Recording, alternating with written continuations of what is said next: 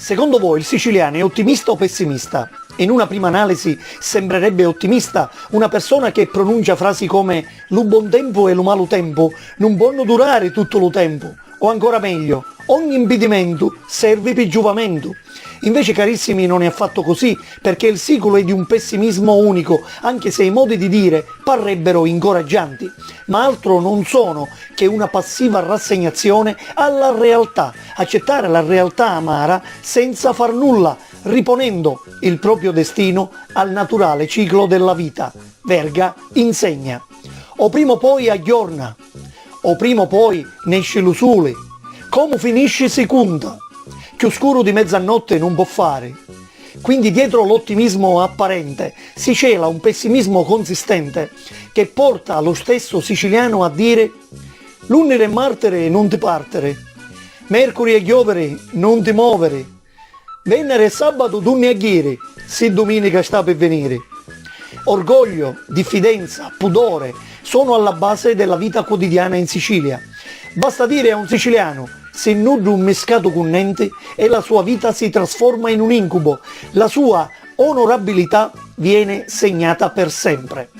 Il mafioso siciliano è l'espressione più esagerata di questo atteggiamento legato all'onore e all'orgoglio, che raggiunge l'apice con un narcisismo spiccato in cui l'individuo diviene un superuomo. Bernardo Provenzano, infatti, al momento della sua cattura, disse a chi lo stava arrestando «Non sapete quello che fate».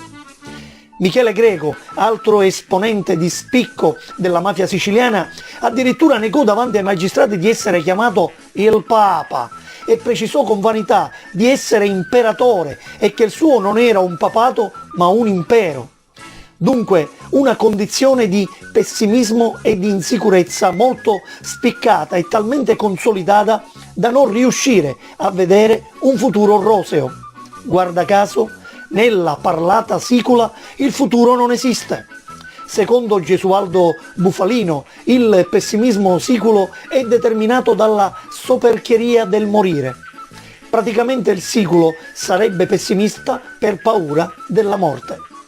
Unico nel suo genere risulta l'epitaffio che un noto poeta popolare di Paceco, Guglielmo Castiglia, lasciò affinché venisse impresso sulla sua lapide, che riporto integralmente in linea su quanto esposto prima.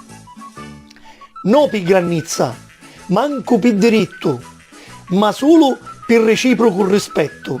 Ferma un minuto, leva tu berretto, rape lo senso, leggi stu sonetto.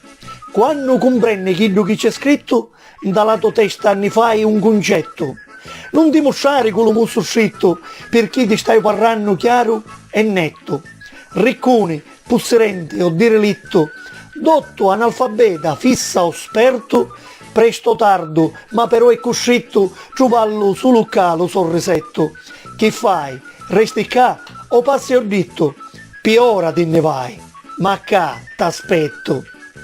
31:47, morto che parla, ed è proprio così in effetti, il morto dunque che rimane tra la sua gente, come a non voler assolutamente lasciare la vita terrena e continua a far sentire la sua voce, per chi ti stai parlando chiaro e netto, mettendo in guardia attraverso parole di sarcastica saggezza tutti gli uomini che da lì si troveranno a passare. Che fai? Resti qua o passi al ditto? Ora te ne vai, ma poi con rara ironica iettatura, ca t'aspetto.